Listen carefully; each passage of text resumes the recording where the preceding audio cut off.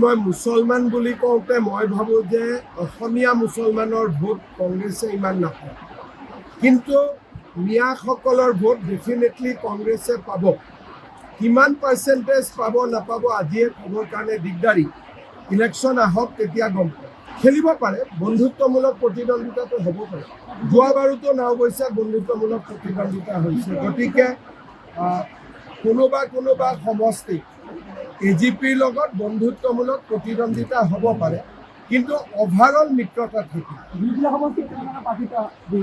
বিপুৰীয়া সমষ্টিত বিজেপিয়ে খেলিব। সমষ্টিটো ভাল কাৰণে প্ৰাৰ্থী বেছি আছে। অমিত শ্বাহৰ পূৰ্বে আলোচনা হৈছিল, পুনৰ আলোচনা হৈছে। সেইটো অসম মালত চেংচন হৈ গ'ল, যিকোনো দিনতে কাম আৰম্ভ হয়। মই চাব আহিম। এতিয়া নতুন মুখে চান্স পাব বুলি ক'লে অমীয় ভূঞা মোক আজিয়ে বেয়া পাই যাব।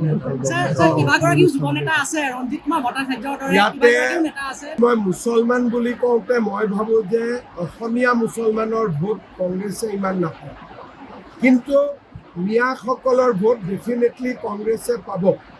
কিমান পাৰ্চেণ্টেজ পাব নাপাব আজিয়ে ক'বৰ কাৰণে দিগদাৰী। ইলেকশ্যন আহক তেতিয়া গম পাম।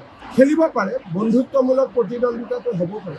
যোৱাবাৰুতো অৱশ্যে বন্ধুত্বমূলক প্ৰতিদ্বন্দ্বিতা হৈছে, গতিকে কোনোবা সমষ্টি এজিপিৰ লগত বন্ধুত্বমূলক প্ৰতিদ্বন্দ্বিতা হ'ব পাৰে, কিন্তু অভাৰঅল মিত্ৰতা থাকিব। বিপুৰীয়া সমষ্টিত বিজেপিয়ে খেলিব। সমষ্টিটো ভাল কাৰণে প্ৰাৰ্থী বেছি আছে। অমিত শ্বাহৰ পূৰ্বে আলোচনা হৈছিল, পুনৰ আলোচনা হৈছে। সেইটো অসম মালত চেংচন হৈ গ'ল, যিকোনো দিনতে কাম আৰম্ভ হয়। মই চাব আহিম।